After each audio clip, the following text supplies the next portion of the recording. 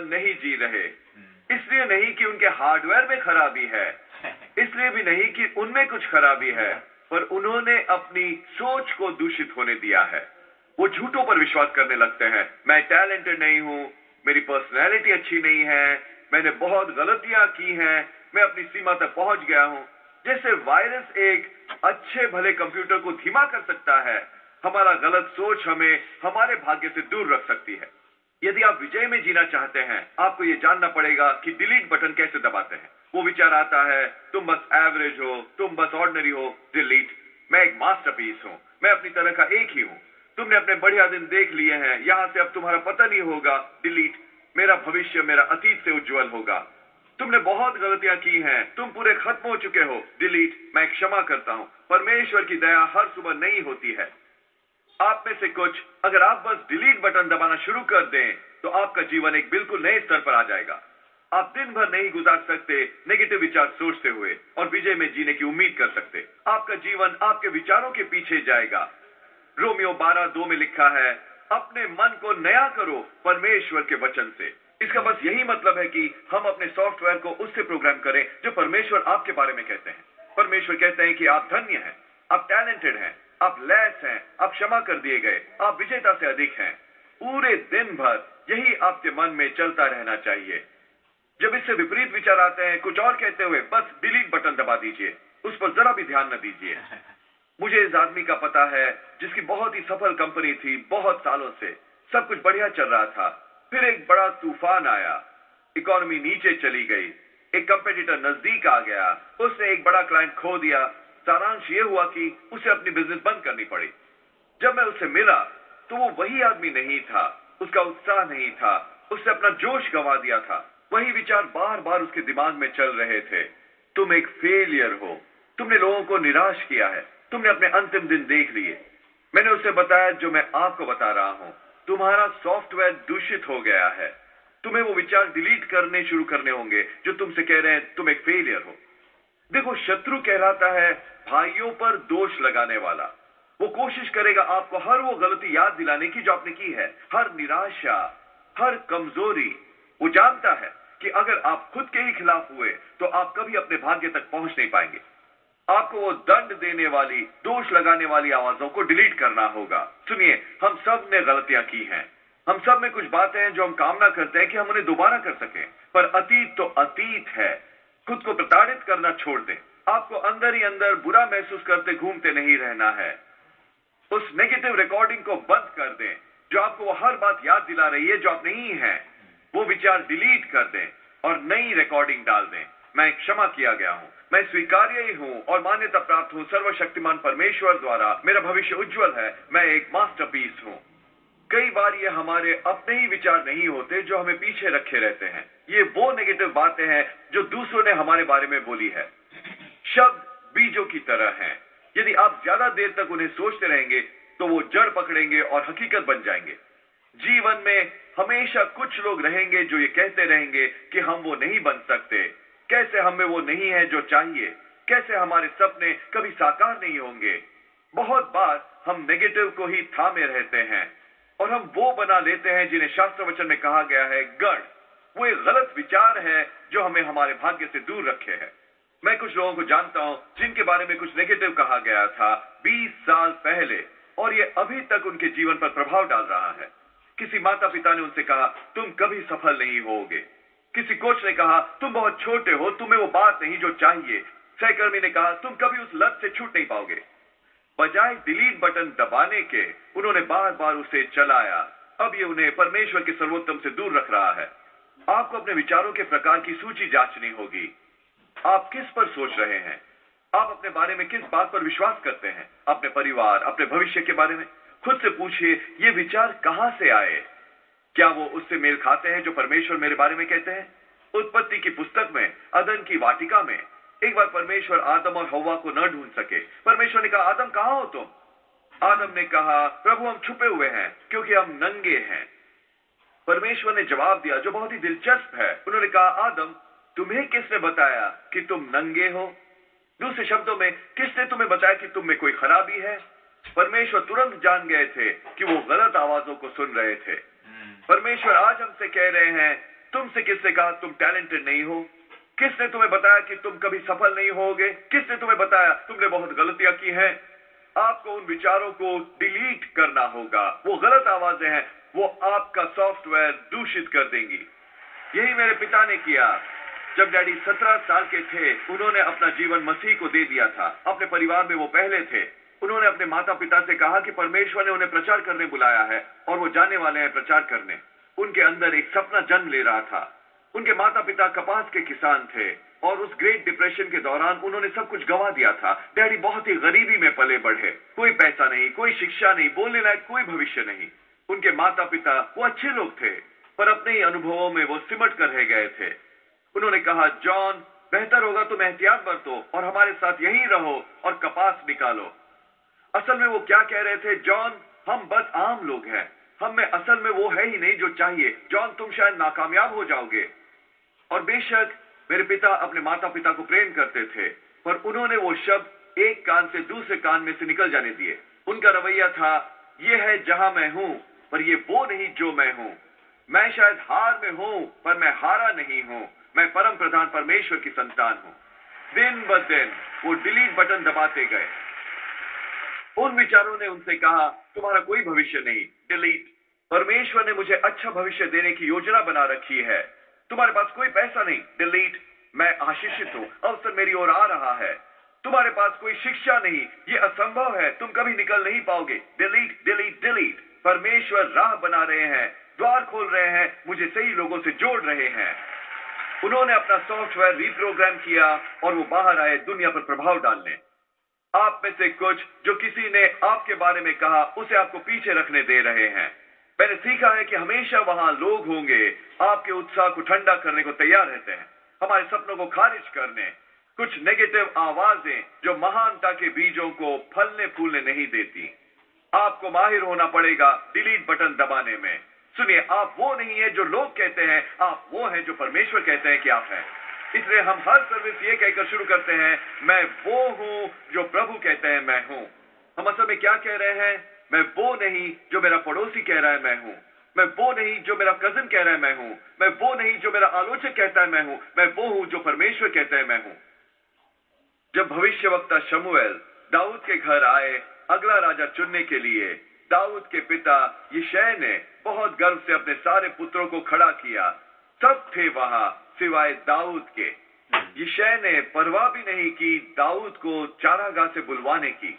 वो कह रहा था, दाऊद बहुत छोटा है, वो नादान है, वो प्रतिभावान नहीं है, उसके पास वो अनुभव नहीं है। मेरे दूसरे पुत्र बड़े, बलवान और प्रभावशाली हैं। पर शास्त्र वचन में लिखा है, परमेश्वर वैसे न्याय नहीं करते जैसे दूसरे लोग न्याय करते हैं। लोग बाहरी रूप देखते हैं, परमेश्वर भीतर देखते हैं। आप शायद ना हो इम्प्रेसिव किसी और की तरह, इसके बारे में चिंता न करें। परमेश्वर ने ठीक वही आपके अंदर डाला है जो आपको चाहिए। दूसरे लोग शायद न देख पाए, पर सर्वशक्तिमान परमेश्वर ये देख सकते हैं। एलेनोर रूजवेल्ट ने कहा, कोई भी आपको नीच महसूस नहीं करा सकता बिना आपकी अनुमति के। लोगों ने शायद आपको नीचे धकेलने की कोशिश की हो, आपको बाहर रखने की, आपको महत्वहीन महसूस कराने की, उसे अपने से छिटक जाने दे जैसे बतख की पीठ से पानी। दाऊद के अपने ही पिता को असल में उस पर विश्वास नहीं था। उसमें इतनी भी शिष्टता नहीं थी कि दाऊद को चारागाह से बुलाकर कम से कम शमूएल को उस पर नजर डालने देता। इस नकार से शायद दाऊद खुद को हीन समझने लगता। भयभीत, कोई कीमत नहीं। नहीं, दाऊद ये सिद्धांत समझता था। उसे पता था कि कैसे डिलीट बटन दबाना है। उसके पिता की आवाज उसे ये कहते आई, तुम अपने भाइयों की तरह बेहतर नहीं हो, डिलीट। तुम बड़े ढील डौल वाले नहीं, डिलीट। तुम टैलेंटेड नहीं हो, डिलीट। तुम हमेशा चारागाह में ही फंसे रहोगे, डिलीट। यदि दाऊद अपने पिता की आवाज को गढ़ बनने देता, तो आज हम उसके बारे में बात नहीं कर रहे होते। मैं आपसे पूछना चाहूंगा, क्या कोई वायरसेस हैं जो आपके कंप्यूटर को दूषित कर रही हैं? क्या आप उसे खुद को पीछे रखने दे रहे हैं जो लोगों ने आपके बारे में कहा है? शास्त्र वचन हमें बताता है कि कैसे हमें उन गढ़ों को ढाना होगा।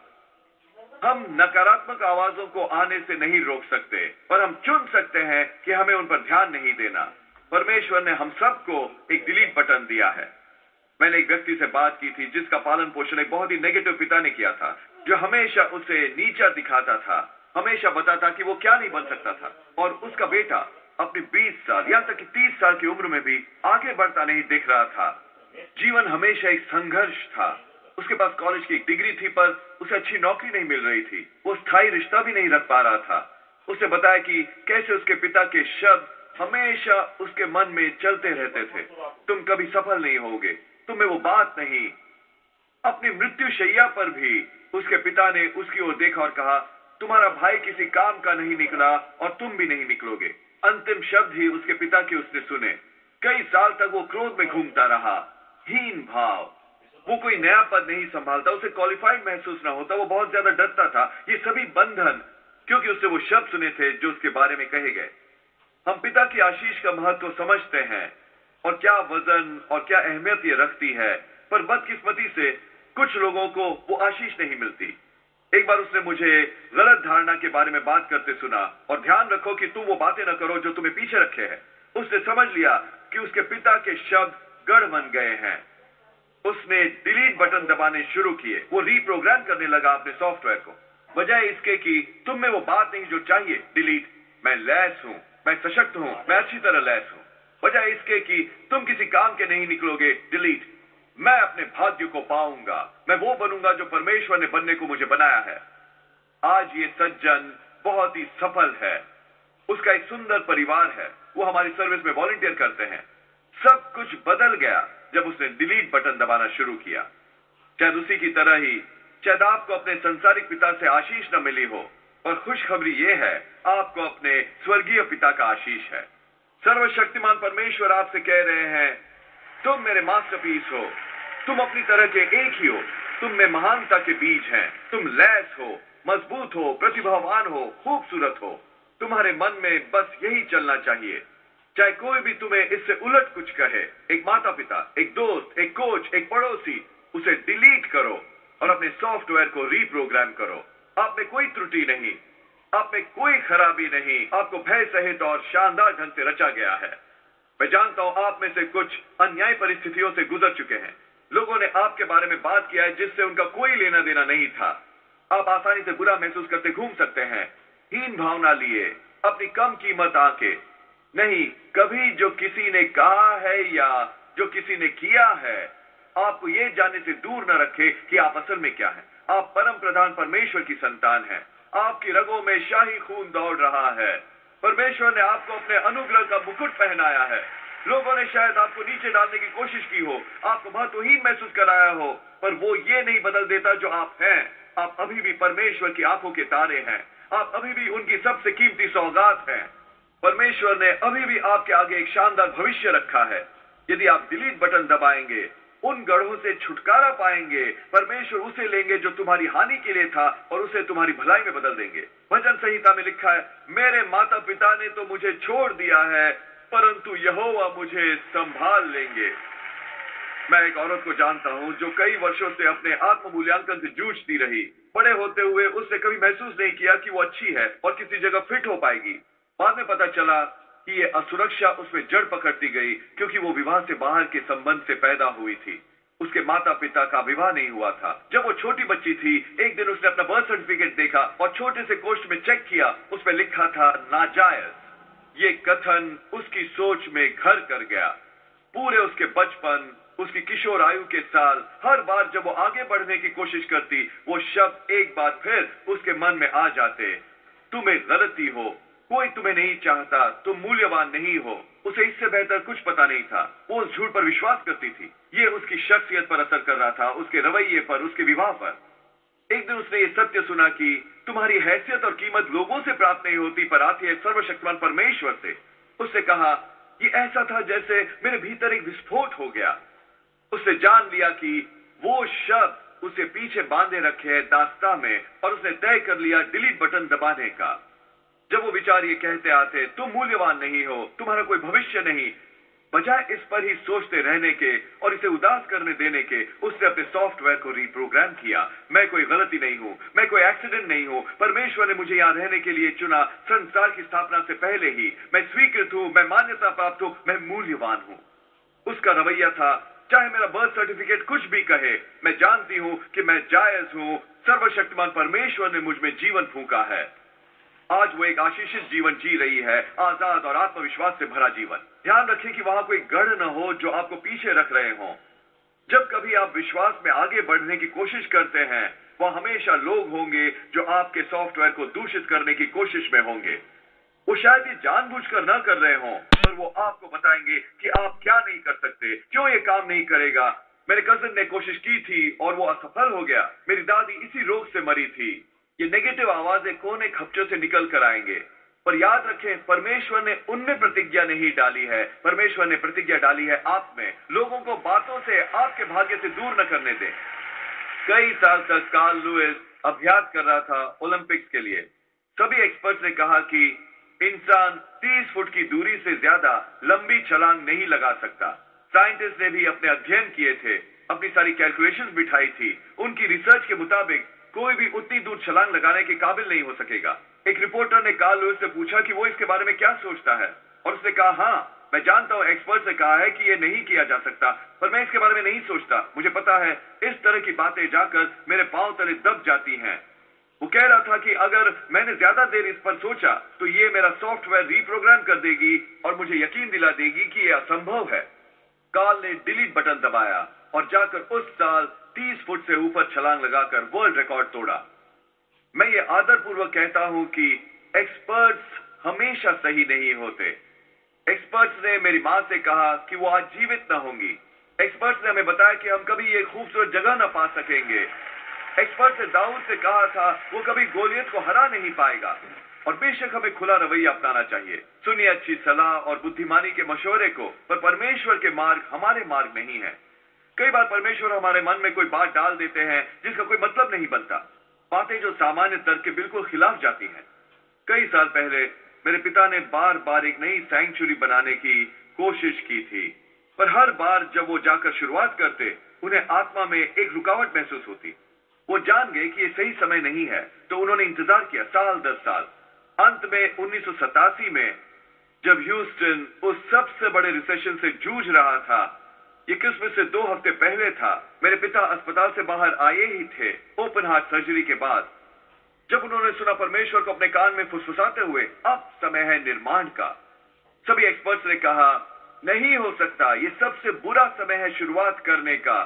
इस इकोनॉमी में तुम कभी पैसा इकट्ठा नहीं कर पाओगे, साथ ही तुम्हारा स्वास्थ्य कमजोर है, तुम्हारे लिए स्वास्थ्य सुधार कठिन हो जाएगा।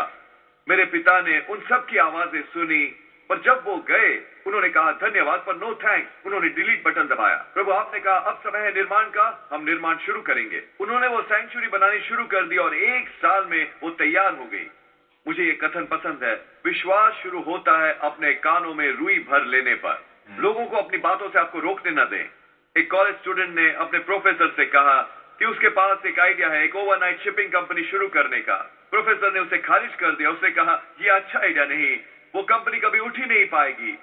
उस स्टूडेंट ने डिलीट बटन दबाया और किसी तरह वो कंपनी स्टार्ट कर दी। उसने उसे नाम दिया फेडरल एक्सप्रेस। इसने काफी अच्छी सफलता पाई। थॉमस एडिसन ने फोनोग्राम की खोज की थी। उसने दुनिया से कहा कि इसकी कोई कमर्शियल वैल्यू नहीं है। थॉमस एडिसन भी गलत था। सभी एक्सपर्ट्स ने इस नौजवान इमेट स्मिथ से कहा, जो 5 फुट 9 इंच कद रखता था, कि वो बहुत छोटा है और बहुत स्लो है प्रोफेशनल फुटबॉल खेलने के लिए। इमेट एक कम आय वर्ग के परिवार में पला बढ़ा था, पब्लिक हाउसिंग में रहता था।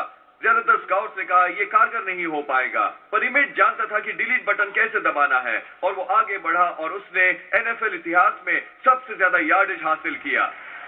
इमेट ने 3 सुपर बोल जीते थे। वो हॉल ऑफ फेम में था।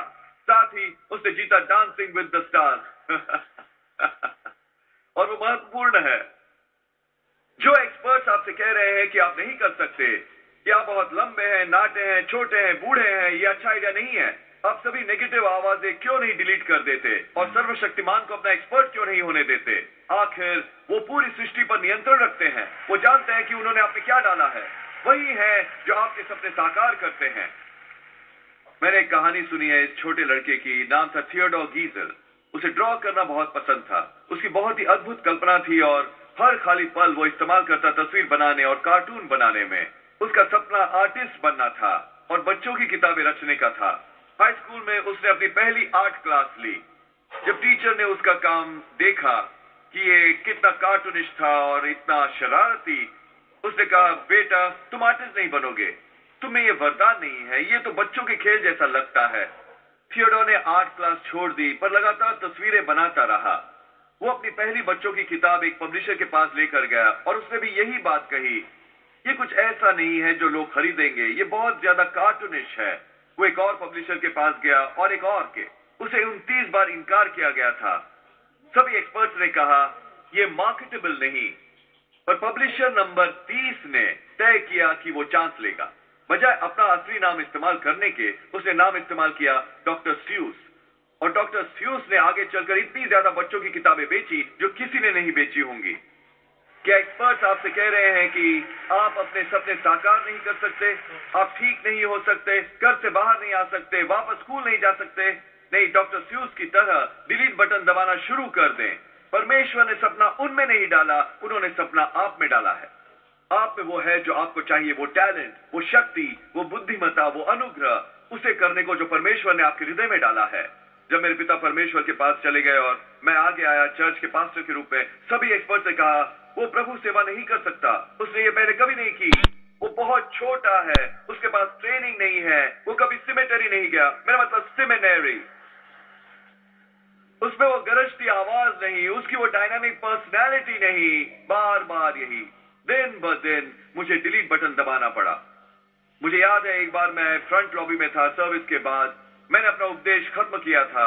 ये शायद तीसरी या चौथी बार थी जब मैंने प्रभु सेवा की थी, और मैंने इन दो महिलाओं की बात सुनी जो लॉबी में बात कर रही थी।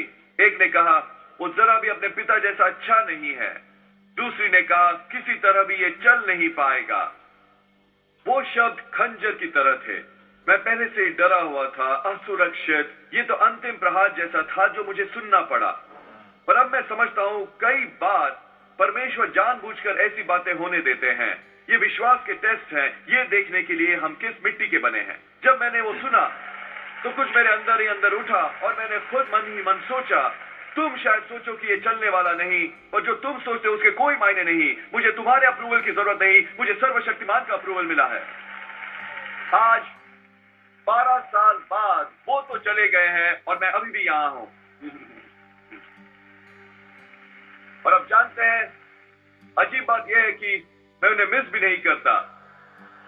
डिलीट बटन दबाना शुरू कर दें। ये चलने वाला नहीं, डिलीट। यह संभव है, डिलीट।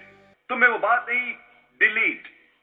मैंने एक सज्जन के बारे में पढ़ा, नाम था डैनियल। वो लर्निंग डिसऑर्डर के साथ जन्मा था। उसे बहुत भयंकर डिसलेक्सिया था, जहां उसे शब्द पहचानने में मुश्किल होती थी।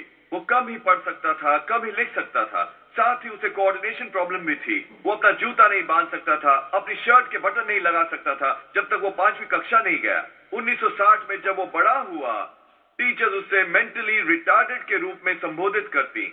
कुछ स्टूडेंट्स उसका मजाक उड़ाते थे, उसे गालियां देते, कहते स्लो, बुद्धू, वियर्डो। ऐसा लगता था जैसे वो जीवन के किनारे बैठा रह जाएगा और खुद को पीछे रोके रखने देगा। नहीं, डैनियल नहीं, वो जानता था कि कैसे डिलीट बटन दबाने हैं। उसने उन नेगेटिव कमेंट्स को जड़ पकड़ने नहीं दिया। आज लोग उसे बुद्धू नहीं बुलाते, वो उसे स्लो नहीं बुलाते, वो उसे बुलाते हैं गवर्नर। डैनियल मलॉय अब गवर्नर है कैनेटिकट का। वो अभी भी कम ही पढ़ पाता है। वो कहता है लिखना तो केवल असंभव सा है, बस इसलिए कि आप में लिमिटेशन है, वो आपको आपके भाग्य से दूर नहीं रख सकती। डिलीट बटन दबाने शुरू कर दें। अब वो नहीं जो लोग कहते हैं आप हैं, अब वो है जो परमेश्वर कहते हैं आप हैं। अपना सॉफ्टवेयर रिप्रोग्राम करें, किसी भी गढ़ से छुटकारा पालें जो आपको पीछे रखे हुए हैं। दोस्तों, आपका जीवन आपके विचारों के पीछे चलेगा। आप में से कुछ के अंदर ये नेगेटिव रिकॉर्डिंग चलती रहती है बार बार आपके मन में। मैं आपसे कह रहा हूं कि अपनी रिकॉर्डिंग बदल दें, उसे लगाएं जो परमेश्वर आपके बारे में कहते हैं। आप आशीषित हैं, आप क्षमा किए गए हैं, आप टैलेंटेड हैं, आप एक मास्टरपीस हैं। वायरसेस को अपने कंप्यूटर को दूषित न करने दें। यदि आपने जल्दी अपना डिलीट बटन दबाया, अपने मन को विश्वास के विचारों से भरे रखा, दाऊद की तरह आप भी उस हर नकारात्मक शब्द पर विजय पालेंगे। उस गवर्नर की तरह एक लिमिटेशन आपको पीछे न बांध सकेगी। इमेज स्मिथ की तरह एक्सपर्ट्स आपका भाग्य नहीं तय करेंगे, परमेश्वर करेंगे। और मैं विश्वास और ऐलान करता हूं, आप और ऊपर उठेंगे, सपने साकार करेंगे, बाधाएं पार करेंगे और वो सब बन जाएंगे जो बनने के लिए परमेश्वर ने आपको रचा है। क्या आज आप ये ग्रहण कर रहे हैं? हम अपना प्रसारण खत्म नहीं करना चाहते, आपको ये अवसर दिए बिना कि यीशु को अपने जीवन का प्रभु बनाएं। मेरे साथ प्रार्थना करेंगे।